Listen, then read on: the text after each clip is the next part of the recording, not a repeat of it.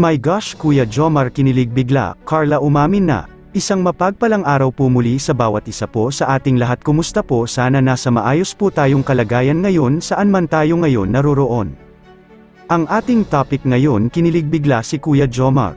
Oo, sino ba naman ang hindi kikiligin sa narinig niya kay Carla na baka daw may pag-asa si Kuya Jomar balang araw sa pagdating ng panahon. Pero hindi pa lang sa ngayon dahil pareho pa daw silang dapat may unahin bago ng love life nila.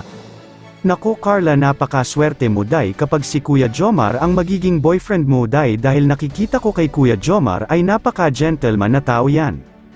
At wala ka nang hahanapin pa sa kanya, tapos na sa pag-aaral, mabait at gwapo pa, saan ka pa day.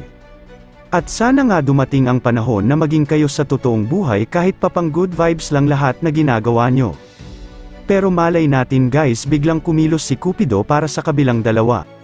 At malay natin sila ang talagang itinadhana, kaya mga ka-Jomscarl, huwag mawala ng pag-asa habang binata at dalaga pa sila, may pag-asa pa na maging sila, diba? Kaya guys, abang-abang lang po tayo sa Jomscarl na video ni Kalingap Rab. Support po natin silang palagi guys, lalo na ang ama ng Kalingap, Kuya Val Santos Matubang, at kung hindi nyo pa nayakap ang munti kong channel, payakap naman po, at paki-like this my video guys. Salamat po ng maraming salamat, good day and God bless everyone.